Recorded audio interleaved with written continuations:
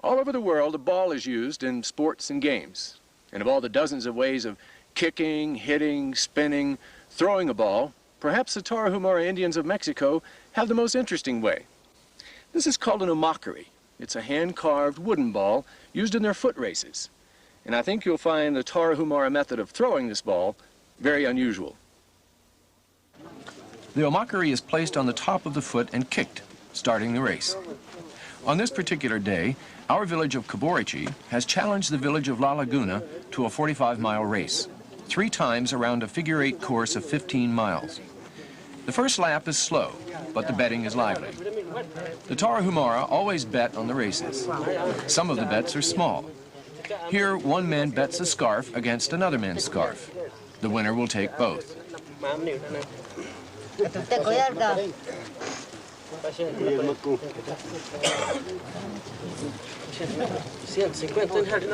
This is a larger wager. 2 men are betting against each other with entire bolts of cloth. The few who have cash bet that as well.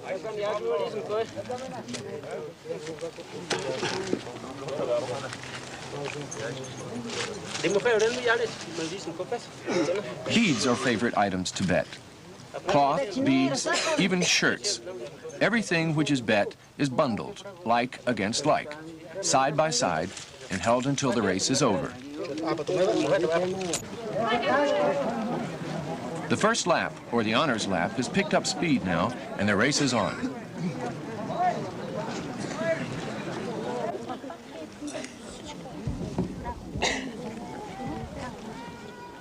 The Tarahumara women begin placing their bets.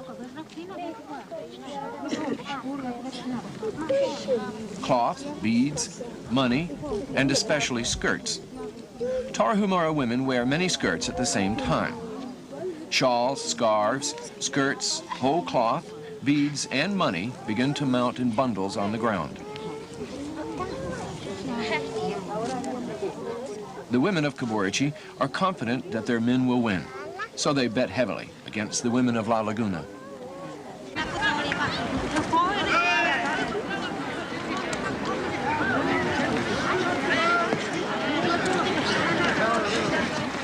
The second lap begins.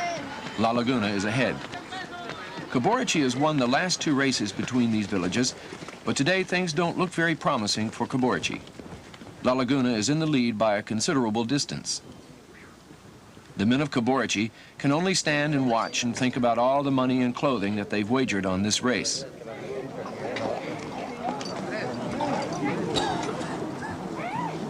The women show their disappointment at Caborici's poor showing today.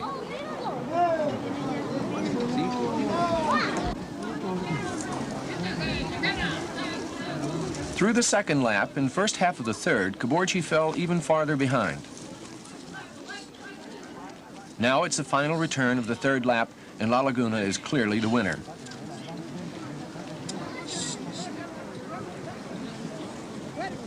Those who bet heavily on La Laguna race alongside their team, urging them on, clearing rocks out of the way, pointing out the omacari, everything to prevent a last-minute error.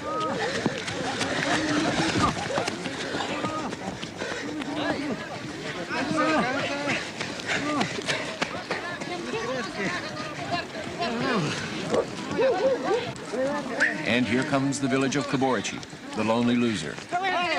On this day, our village lost much clothing and even some livestock which had been bet. Got it, got it!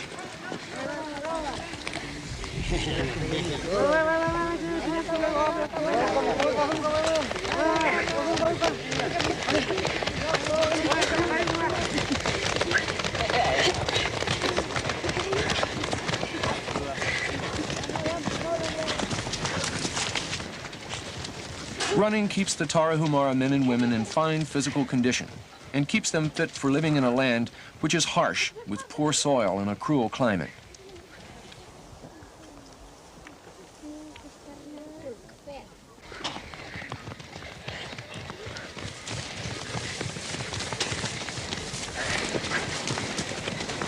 Running provides the Tarahumara with a sense of self-worth and prestige.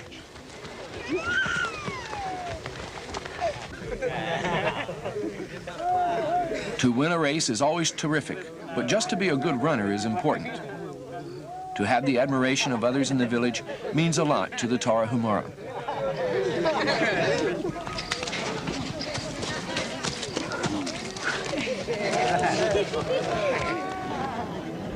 This is the Ashiya Citizens Marathon near Osaka, Japan, the junior high men's race.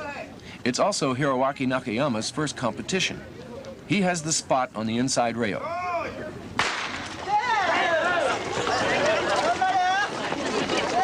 And they're off. Physical education is very important in Japan. Much of the traditional physical training grew out of the martial arts. For instance, judo. Ju means supple, and do means way. So judo is the supple way. Judo was developed from jiu-jitsu in 1882.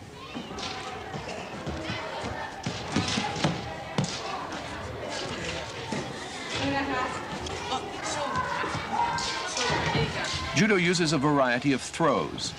The opponents stand close with hands on each other's collars or sleeves. The object is to trip and pin the opponent. Contests usually begin with mutual polite bows. In 1859, William Morgan invented volleyball at the Holyoke, Massachusetts YMCA for businessmen to provide them exercise. Today, volleyball is a recognized Olympic sport, which is dominated by Japan and Eastern Europe. In this game, the girls are challenging the boys, and it's pretty much an even match.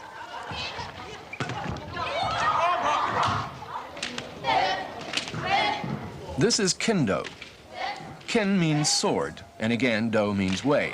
So kendo is the way of the sword. In the training schools for the samurai, wooden swords were used instead of metal swords to prevent loss of students. But after Japan's most famous swordsman, Musashi, killed an opponent with a wooden sword, bamboo was adopted. It was even safer than wood.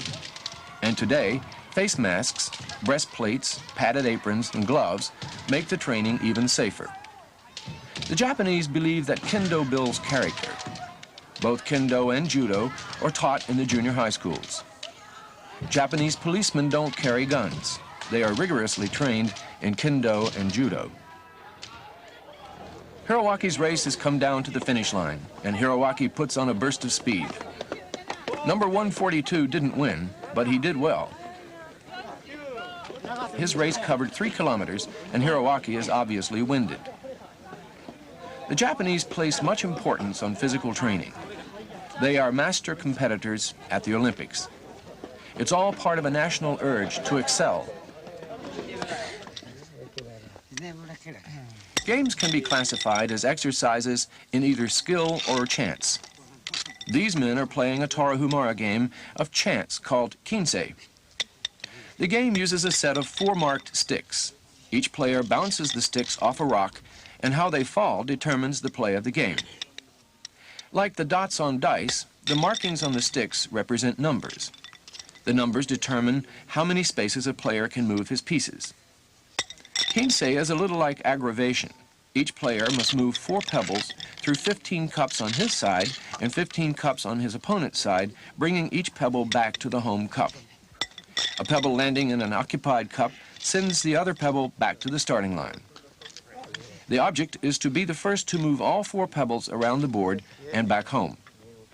These Tarahumara men will play for hours at kinsei, and the spectators will place bets.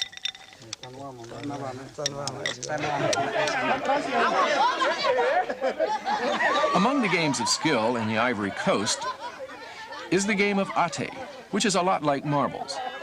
Nuts, similar to buckeyes or chestnuts, are used as marbles. 2 teams oppose each other about 30 feet apart. Each team places 8 nuts in the dirt directly in front. These nuts become targets for the opposing team to shoot at. The men try to shoot across the clearing and hit the sitting targets. The first team to knock out all the opponent's targets wins. Since the nuts are not round but football-shaped, they must be spun while being tossed. This requires both hands, one to propel the nut while the other puts the spin on it. The game always draws a crowd. Competition is keen, and the skilled players thrill the onlookers with deadly accurate shots.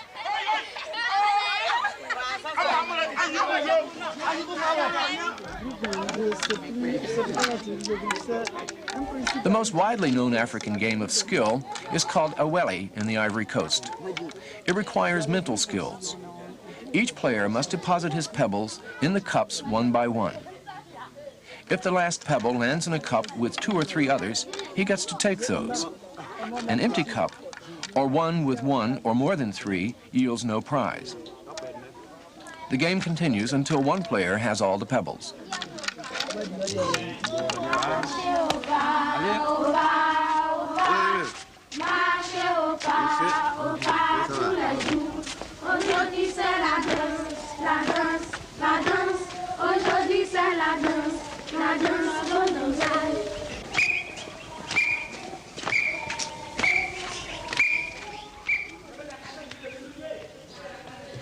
Physical education at the Iroquois Elementary School is an important subject.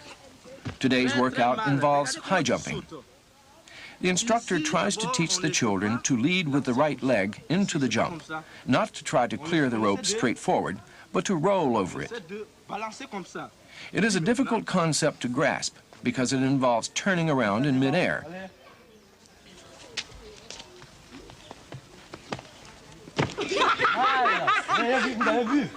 Very, very bad, says the instructor. Class members take his criticisms without getting their feelings hurt.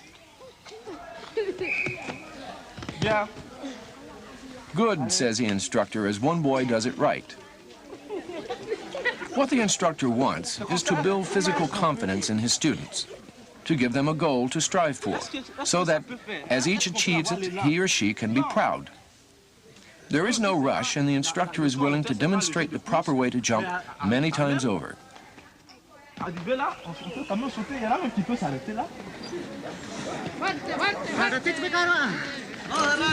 the Tarahumara, international recognition as excellent runners provides a source of pride for all Tarahumara to share.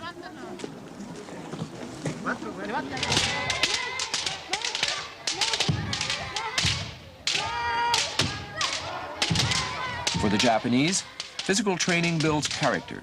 Learning to win or lose graciously is most important.